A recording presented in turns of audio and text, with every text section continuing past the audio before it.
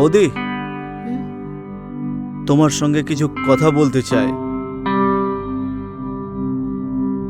বলো। আমি শুধু এটাই বলতে চাই যে যে আসতে একটু দেরি হয়ে গেল। না, সেরকমটা না।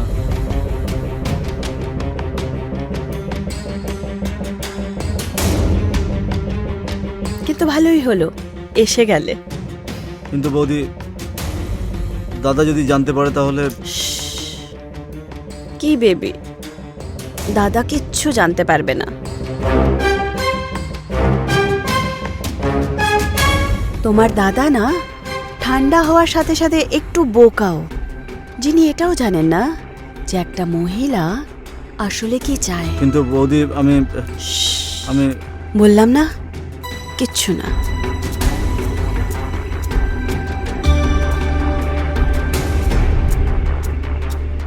এটা যদি আগেই ভেবে নিতে তাহলে আমরা অনেক দিন ধরে এনজয় করতে পারতাম, বুঝলে? এখন জাস্ট ফিল দ্য মোমেন্ট। কিন্তু বৌদি,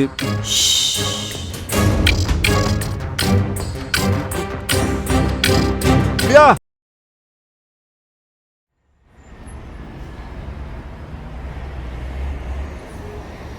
প্রিয়া তাড়াতাড়ি জলখাবার দাও, দেরি হয়ে যাচ্ছে। এই নাও তোমার চা। আচ্ছা শোনো, সোনু কোথায়? ব্যাস আসছেই হয়তো। হ্যালো দাদা। হ্যালো বৌদি। হ্যালো, এই নে চা খা। হ্যাঁ, থ্যাংক ইউ। আচ্ছা একটা কথা বল, গতকাল রাতে তুই অত দেরিতে কেন ফিরেছিস? আচ্ছা, কাল রাতে, আচ্ছা ভাই, এক্সাম চলে এসছে তো, তাই জন্যে যে ছুটিটা চলে না, তো আমি শুধু ওটাই এনজয় করছিলাম। তুমিও না, কত পড়াশোনা করবে, একটু এনজয় করতে দাও, চলে। ঠিক আছে, কিন্তু তুমি একদিন ওকে নষ্ট করেই ছাড়বে।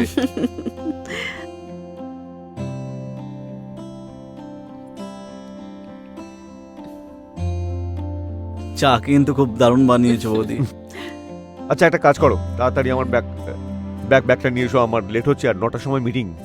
হ্যাঁ ঠিক আছে।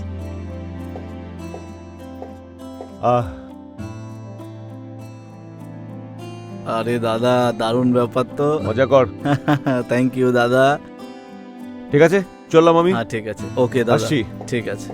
এই নাও তোমার ব্যাগ। ঠিক আছে, আসছি, বাই। অফিস গিয়ে ফোন করো। হ্যাঁ একদম। বাই। বাই দাদা। বাই। নমস্কার, আমি অভিনব পারাসার। এইবারের ক্রাইম সিরিজে আপনাদের সবাইকে স্বাগত জানাচ্ছি। আজকে আমাদের এই এপিসোডের গল্পটা সম্পূর্ণ আলাদা।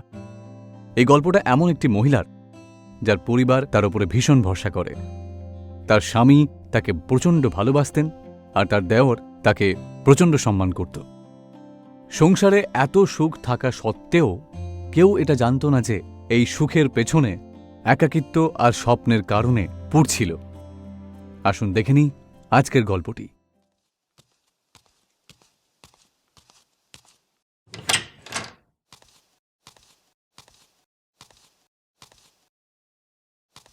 আপনি কে? আমি হলাম ওই ইলেকট্রিশিয়ান, ওই মিটার রিডিং করতে এসেছিলাম। আচ্ছা, তো হয়ে গেছে না? হ্যাঁ হয়ে গেছে। ভয় পাচ্ছ কেন? ঠিক আছে।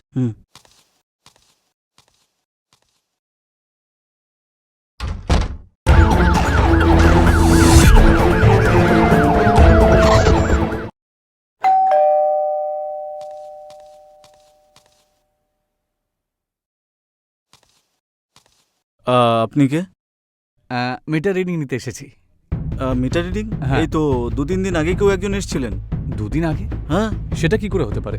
এই এরিয়াতে শুধু আমিই আসি। এই তো গত পরশু কেউ এসেছিল। না না, সেটা হতে পারে না। আপনি সরুন, আমার দেরি আরে? হয়ে যাচ্ছে, আমাকে আরো দেখতে হবে।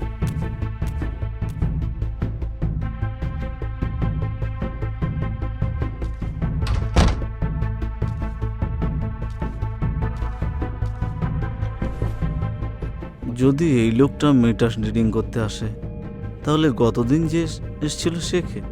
তার মানে বৌদি আমাকে মিথ্যে কথা বলছে, নাকি এই ইলেকট্রিশিয়ান আমাকে মিথ্যে কথা বলছে? আচ্ছা, কিছুই বুঝতে পারছি না। সোনু ভীষণ দ্বন্দ্বে পড়ে গেছিল যে আজকে যে ছেলেটা এসেছে সে যদি মিটারওয়ালা হয়, তাহলে কালকে যে এসেছিল সে কে ছিল? আর এই প্রশ্নের উত্তর শুধু আর শুধুমাত্র ওর বৌদি দিতে পারত।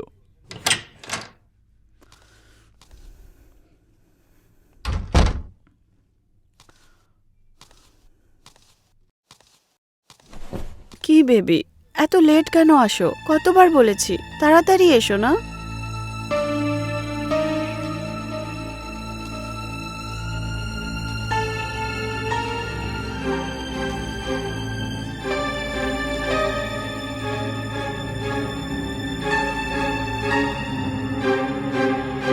বেবি, অফিসের কাজে তো এত ব্যস্ত থাকি, যখন আমি সময় পাই তোমার সঙ্গে দেখা করতে তো আসি। আজকে তোমাকে দারুণ দেখাচ্ছে কিন্তু। Thank you. আপনি কে? আমি ওই ইলেকট্রিশিয়ান, ওই মিটার রিডিং করতে এসেছিলাম।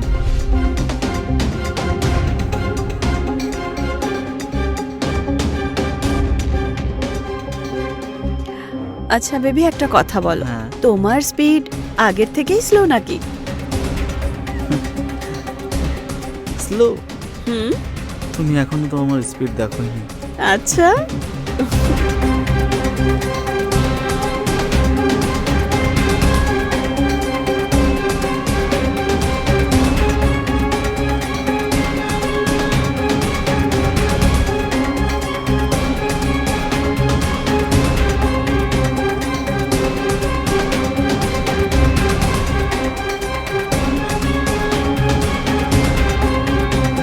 বৌদি,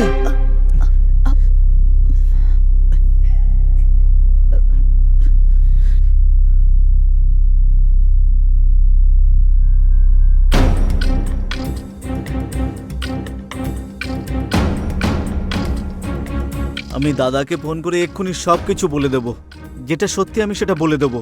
বৌদি, তোমার তোমার লজ্জা করে না এইসব কিছু করতে? হ্যাঁ, দাদার অবর্তমানে দাদা তোমাকে কতটা ভালোবাসে, আর তুমি ছি, আমার তো লজ্জা করছে তোমাকে এই অবস্থায় দেখে। শোনো, আমি আমি এসব করতে চাই না। আমার এইসব ভালো লাগে না। কিন্তু একটা মহিলার মেয়ে শুধু ভালোবাসায় ভরে না, না, ওর অন্য কিছুও চাই। আর তোমার দাদার কাছে তো আমার জন্য টাইমই নেই না। তাহলে এসবও কার জন্য করছে? তোমার জন্যই তো করছে না। তোমার মতো মহিলার সঙ্গে ওনাকে আমি ঘর করতে দেবো না। আমি ফোন করে দাদাকে সব বলে দেবো। না সোনু, তোমার ভাইকে ফোন করো না। আমি সব বলে দেবো দাদাকে।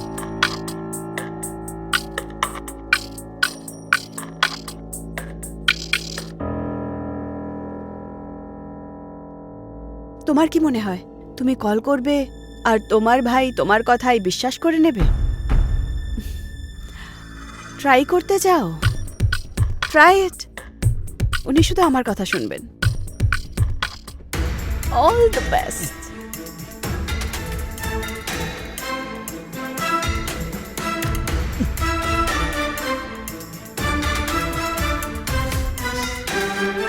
সোনু কখনো নিজের বৌদির ব্যাপারে এটা স্বপ্নেও ভাবতে পারত না যে যে ওর বৌদি এরকম একটা জঘন্য কাজও করতে পারে।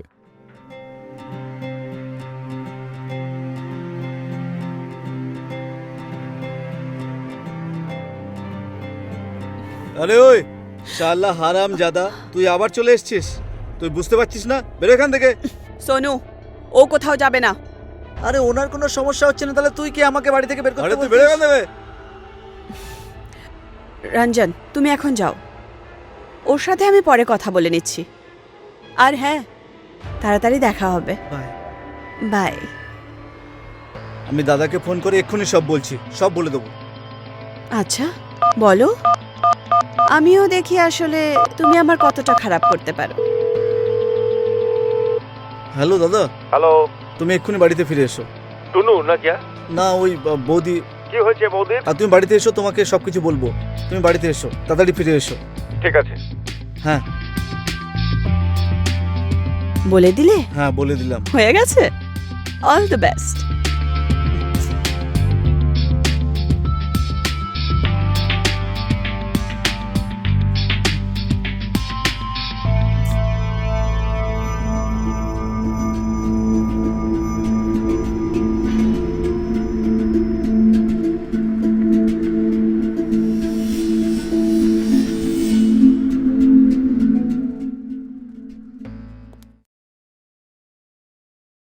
দাদা, কি হয়েছে শুনু? তুই ফোন করে কেন ডাকলি আমাকে? দাদা ওই আমি বৌদির ব্যাপারে কিছু বলতে চাই। কি হয়েছে বৌদির? আরে কিছুই হয়নি বৌদির, কিন্তু কিন্তু দাদা তোমাকে ধোকা দিচ্ছে বৌদি। আমি দুবার ওনাকে একটা ছেলের সঙ্গে ধরেছি, তাও আবার হাতে নাতে। তোর মাথা খারাপ হয়ে গেছে নাকি সোনু? আমি মিথ্যে কথা বলছি না দাদা, আমি দিব্যি করে খেয়ে বলছি। পাগল হয়ে গেছিস নাকি? তুই তোর বৌদির নামে এরকম এত নোংরা কথা বলছিস? কোথায় প্রিয়া? প্রিয়া, দীপক, এসো প্রিয়া। তুমি এসে গেছো। হ্যাঁ, কি হয়েছে প্রিয়া? কি হয়েছে? হয়েছেটা কি? তুমি তো শুধু ওরই কথা শুনবে না, ইস, ভাই তো তোমার না। আমি তো বাইরের মেয়ে। এরকম কথা নয় প্রিয়া। কি হয়েছে প্রিয়া? কি হয়েছে? এই যে তোমার নোংরা ভাই না, ওকে আমি নিজের বাচ্চার মতো ভালোবাসতাম। আর জানো, রোজ রোজ মিথ্যে কথা বলে না টাকা নিয়ে যায়। আর আজ তো ও 50,000 টাকা চাইলো নতুন ফোনের জন্য। আমি না করে দিলাম। ও কি বলছে তোর ব্যাপারে? দাদা বৌদি মিথ্যে কথা বলছে, আমি এরকম কিছুই বলিনি। এই সব কিছু মন গড়ন কথাবার্তা। আমি এরকম কখনো ওনার সঙ্গে এরকম কথা বলিনি। আমি যেটা বলছি সেটাই সত্যি দাদা, প্লিজ বিশ্বাস করো। তুমি আমার কথা বিশ্বাস করো প্লিজ দাদা। আমি যখনই বারণ করলাম না, বললো যে আমি দাদাকে বলে দেব যে তুমি একটা ক্যারেক্টারলেস মহিলা। দাদা আমি সত্যি কথা বলছি, ও হলো ক্যারেক্টারলেস মহিলা। নোংরা নীচ ছেলে কোথাকার! নিজের শখ পূরণ করার জন্য তুই আমার স্ত্রীর ওপর আঙুল তুলছিস? হ্যাঁ, আরে তোর জন্য আমি কি করিনি আজ অব্দি?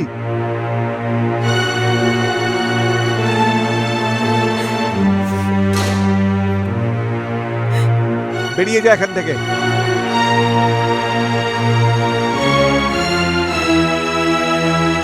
শোনু, আমি তোকে শেষ সুযোগ দিচ্ছি। দাদা আমি মিথ্যে কথা বলছি না। আমি তোকে কি বলছি এখন? নিজের ঘরে যা। আর দ্বিতীয়বার যদি তুই এই ধরনের কথা বলিস, তাহলে আমি তোকে ধাক্কা মেরে এই ঘরের বাইরে বার করে দেবো, বুঝেছিস? দাদা প্লিজ আমার কথা বিশ্বাস করো। আমি তুই এখান থেকে চলে যা।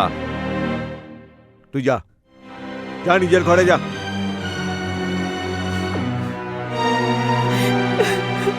না, প্রিয়া, আমি আছি না, কোনো চিন্তা নেই।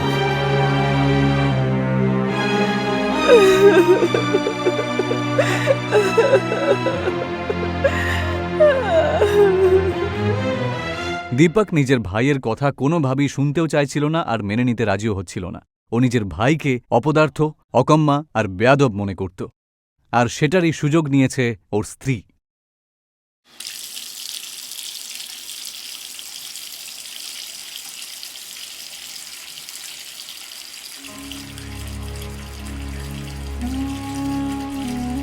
আজ প্রথমবার আমার দাদা আমার গায়ে হাত তুলল, তাও আবার ওই ক্যারেক্টারলেস মহিলার জন্য।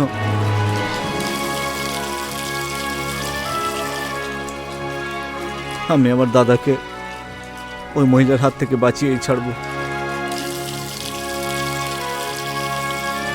আমি নিজেকে অবশ্যই সঠিক প্রমাণ করব।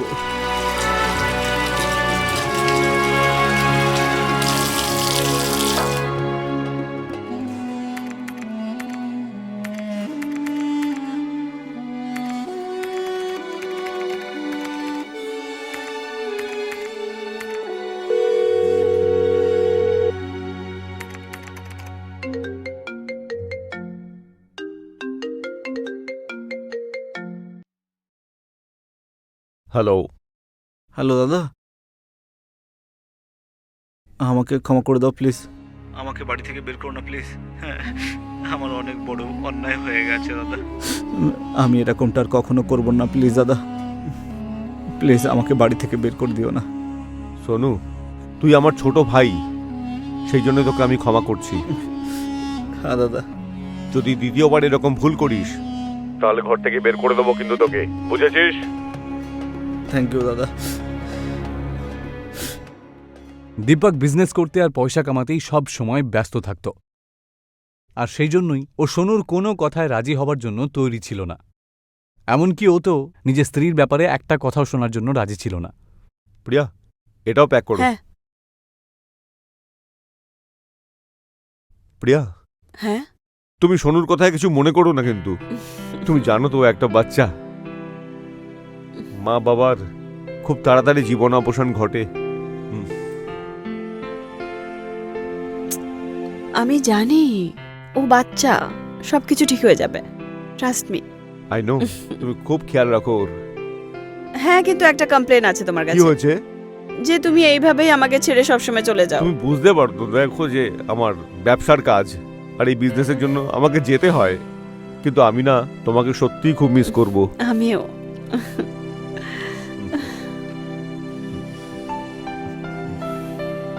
হুম? I love you. I love you too. না ছাড়ো, এখন যাওয়া যাক, ফ্লাইটের টাইম হ্যাঁ। হয়ে গেছে না।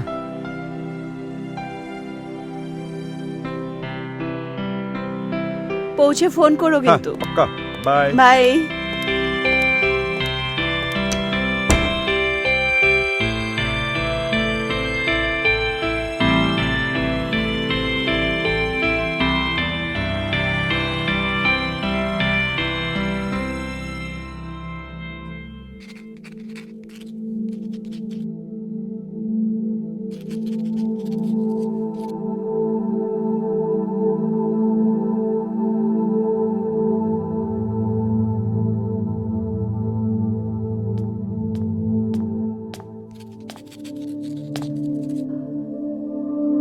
দেখলে, তোমার ভাই আবার আজকে ব্যাঙ্গালোর চলে গেল। এখন তুমিই বলো, আমার রাত কি করে কাটবে? হ্যাঁ, আচ্ছা যদি তুমি চাও তো আমরা এনজয় করতে পারি। আর তোমার দাদা কোনোদিন জানতেও পারবে না।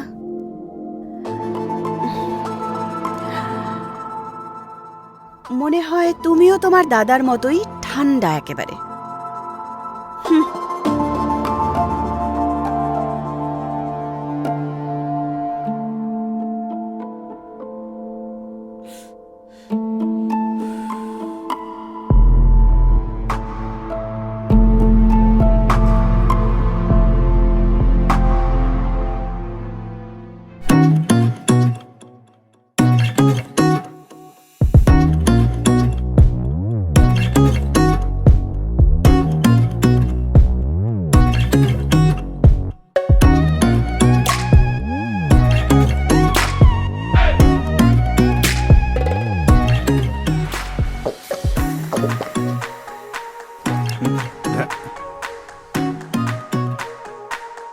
স্যার, আপনার পেকটা।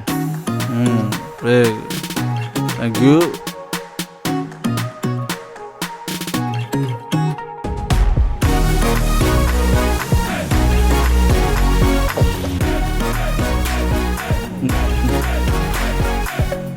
আমি আমার বৌদিকে ভুল প্রমাণ করেই ছাড়ব।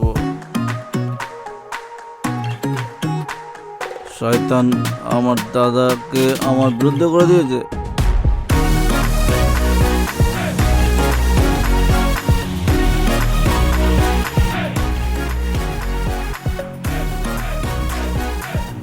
আমার উপর লাইন মারছে শালি।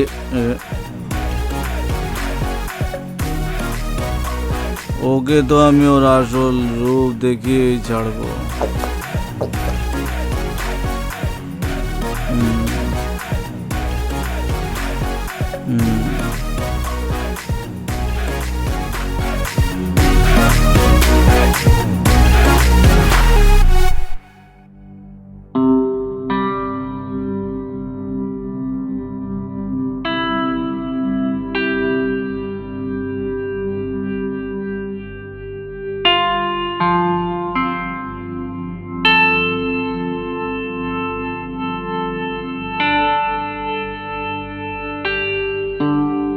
বৌদি,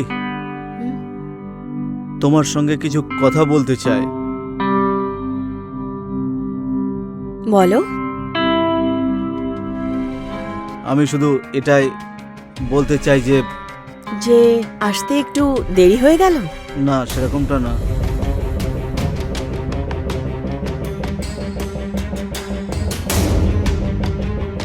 কিন্তু ভালোই হলো, এসে গেলে। কিন্তু বৌদি, দাদা যদি জানতে পারে তাহলে কি বেবি, দাদা কিচ্ছু জানতে পারবে না। তোমার দাদা না ঠান্ডা হওয়ার সাথে সাথে একটু বোকাও, যিনি এটাও জানেন না যে একটা মহিলা আসলে কি চায়। কিন্তু বৌদি, আমি বললাম না, কিচ্ছু না।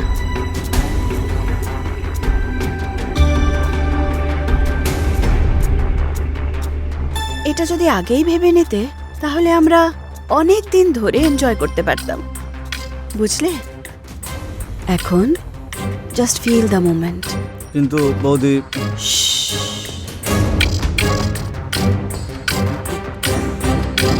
প্রিয়া,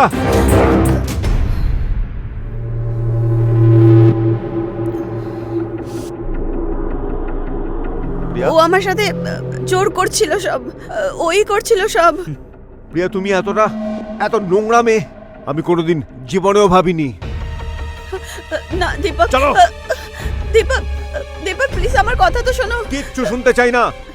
তোমার জন্যই আমি আমার নিজের ছোট ভাইকে সন্দেহ করেছি। ও তো সঠিক সময়ে এসে আমার চোখ খুলে দিয়েছে। তারপরে আমরা দুজনে মিলে ব্যাঙ্গালোর যাবার প্ল্যান করেছিলাম।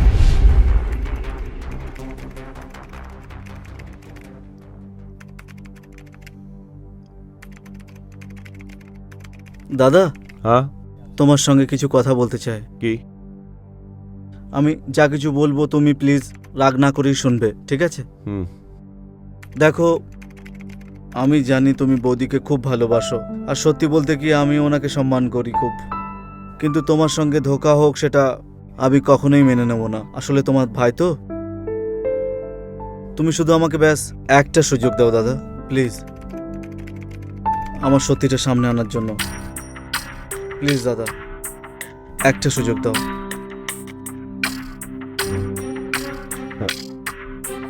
ঠিক আছে, শোনো,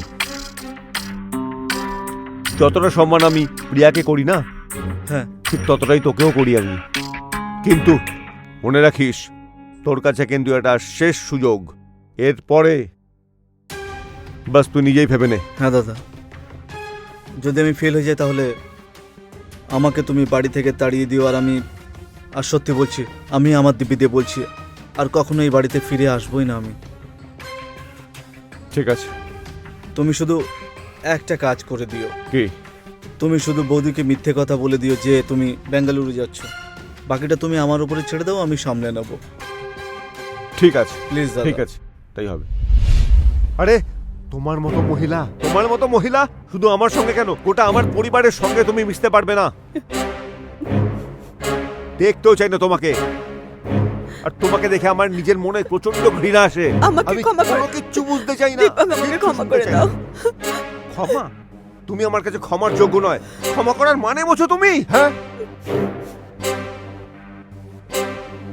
তোমাকে আমি কতটা ভালোবাসতাম, তোমার জন্য প্রাণ দিতে পারতাম। বেরিয়ে যাও, আমি তোমার মুখটা পর্যন্ত দেখতে চাই না। দীপক প্লিজ আমাকে ক্ষমা।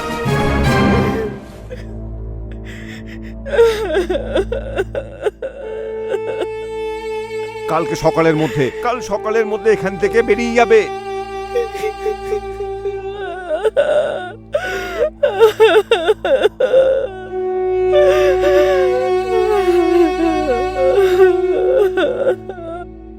আর শোনো, আমার কাছে তুমি মরে গেছো।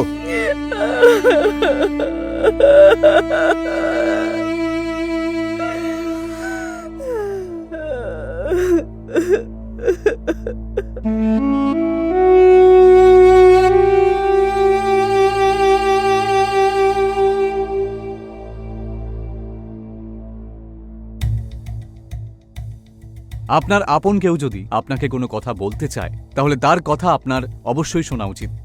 কখনোই আপনাকে তার কথায় অবহেলা করা উচিত নয়, কারণ সে হলো আপনার আপন, আর সে আপনারই ভালো চায় সবসময়।